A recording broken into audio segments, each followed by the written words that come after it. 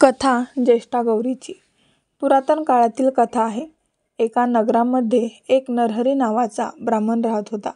तो खूप गरीब ब्राह्मण होता. तो दारोदारी भिक्षा मागत असे. मिळणाऱ्या भिक्षेतूनच त्याचा उदरनिर्वाह चालत असे. तो देवाची मनोभावे पूजा करत असे, कष्ट करत असे. कष्ट करायला तर तो कधीही मागे पुढे पाहत नसे. कोणत्याही कामाला तो नकार देत नसे. कोणत्याही सणासुदीला देखील त्याच्या घरी गोडधोड बनवण्यापुरतं देखील धान्य नसे. त्याच्या घरी 18 विश्व दारिद्र्य होतं. त्यामुळे तो खूप गरीब होता, दुःखी होता. त्याच्या मनी नेहमी येत असे की आपल्याकडे देखील इतरांसारखं धनधान्याची समृद्धी असावी, आपली मुलं देखील छान असावेत, लाडाकोडात वाढावीत.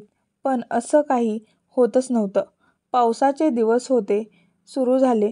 भाद्रपद महिना आला. त्यांच्या गावात सगळीकडे आनंदाचं वातावरण होतं. घरोघरी गणपती आले होते. आता गौरी येणार होत्या. गौरी यायच्या दिवशी त्यांची मुले अंगणामध्ये खेळत होती. तेव्हा त्यांनी पाहिलं की वाजत गाजत बायका गौरी आपल्या घरी घेऊन जात आहेत. त्या बायकांचा उत्साह आणि आनंद पाहून मुलं खूप आनंदित झाली आणि त्यांनाही वाटलं की आपल्या घरी देखील आपण गौरी आणल्या पाहिजे. मुलं घरी आली. त्यांनी आईला सांगितलं, आई आई आपल्या घरी गौर आण ना. तेव्हा मुलांचं बोलणं ऐकून ती देखील आनंदित झाली, पण थोडा विचार करून म्हणाली, बाळांनो, गौरी आणून काय करू? गौरी घरी आणल्यावरती तिची सेवा करणं, पूजा अर्चा करावी लागते. तिला घावन घातल्याचा नैवेद्य दाखवावा लागतो. पण आपल्या घरात तर काही नाही.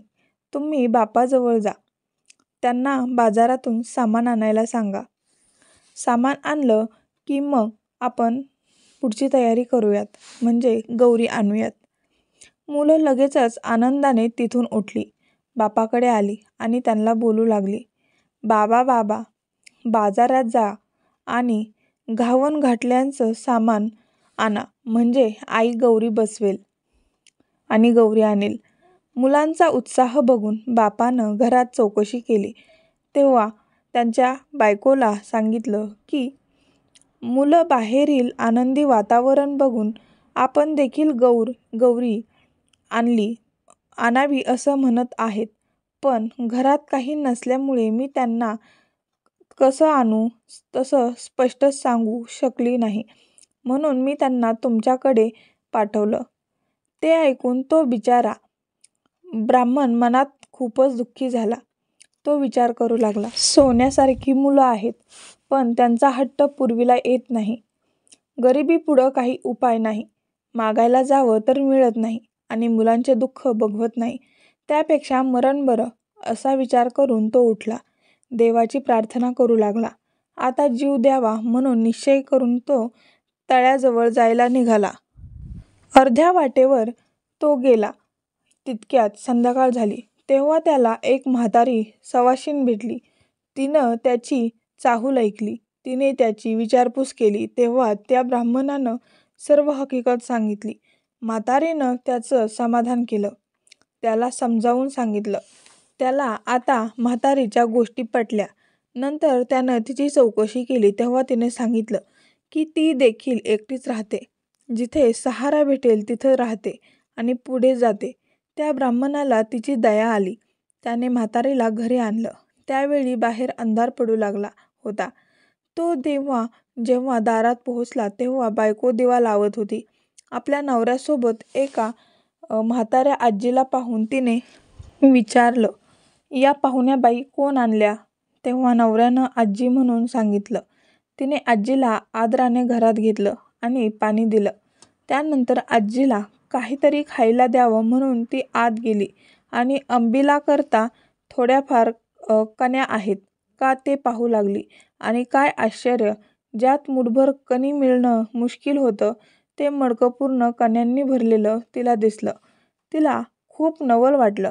ही गोष्ट आनंदाने तिनं आपल्या नवऱ्याला सांगितली. त्याला पण खूप आनंद झाला. तिनं त्याची भरपूर पेज केली. सगळ्यांनी आज पोटभर पेज खाल्ली. त्यानंतर सगळेजण आनंदात झोपी गेली.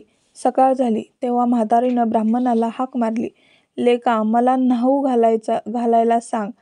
घावन घातलं कर, नाही म्हणू नको. लगेच ब्राह्मण तसाच उठला. तो घरात गेला आणि बायकोला हाक मारली, आजीबाईला न्हाऊ घाल. आपण उठून भिक्षेला गेला. त्या दिवशी त्याला तर भिक्षा पुष्कळ मिळाली. खूप सारा गूळ मिळाला. त्याने सगळं सामान आणलं. त्याच्या बायकोला देखील खूप आनंद झाला. बायकोनं सर्व स्वयंपाक केला. आजीला जेवायला दिलं. मुलं बाळंसुद्धा पोटभर जेवली. त्यानंतर म्हातारीनं ब्राह्मणाला हाक मारली, उद्या जेवायला खीर कर असं सांगितलं. तेव्हा ब्राह्मण म्हणाला, आजी, माझ्याकडे काही म्हशी नाहीत, पैसाही नाही, तर दूध कोठून आणू अन खीर कशी बनवू? तशी म्हातारी म्हणाली, तू काही काळजी करू नको. आता उठ आणि जितक्या गाई म्हशी पाहिजे असतील तितके खुंट पुर. तितक्यांना दावी बांध. संध्याकाळी गोरज मुहूर्तावर गाई म्हशींची नावे घेऊन हाका मार, म्हणजे त्या येतील. तुझा गोठा भरेल. त्यांचं दूध काढ. ब्राह्मणाला आश्चर्य वाटलं, पण त्यानं तसंच केलं. संध्याकाळी गाई म्हशींना हाका मारल्या तशा जितके खुंट बांधले होते तितक्या गाई म्हशी धावत आल्या. ब्राह्मणाचा गोठा गाई म्हशींनी भरून गेला. ब्राह्मण नवरा, बायकोला आणि मुलांना खूप आनंद झाला.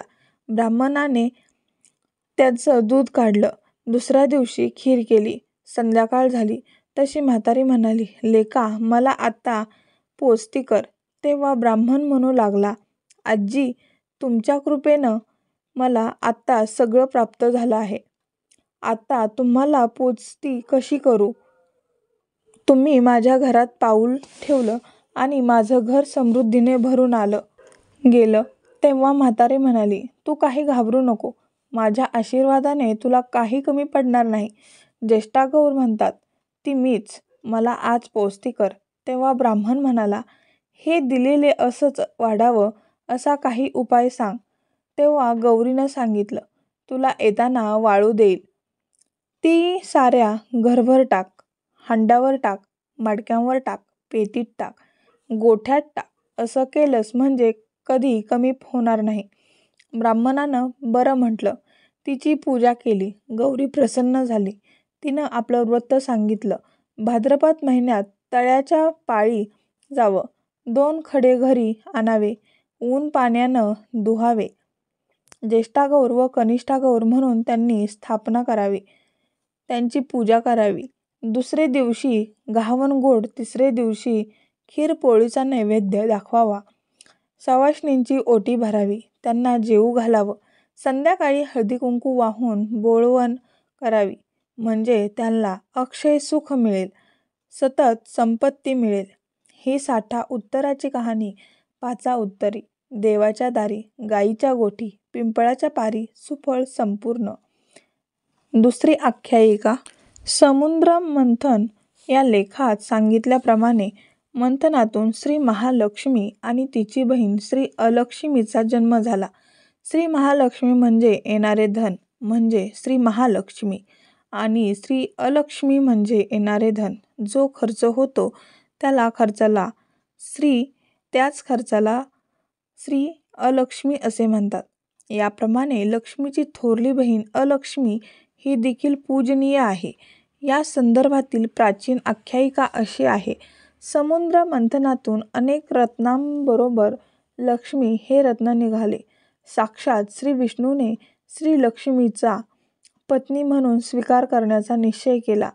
त्यावेळी आपल्या ज्येष्ठा भगिनींचा विवाह झाल्याशिवाय आपण विवाह करणार नाही असे श्री लक्ष्मीने सांगितल्यावर विष्णूने तिचा विवाह एका तपस्वीशी लावून दिला. पण श्री अलक्ष्मीचे उपद्रवी अवगुणांमुळे तो तपस्वी वनात पळून गेला.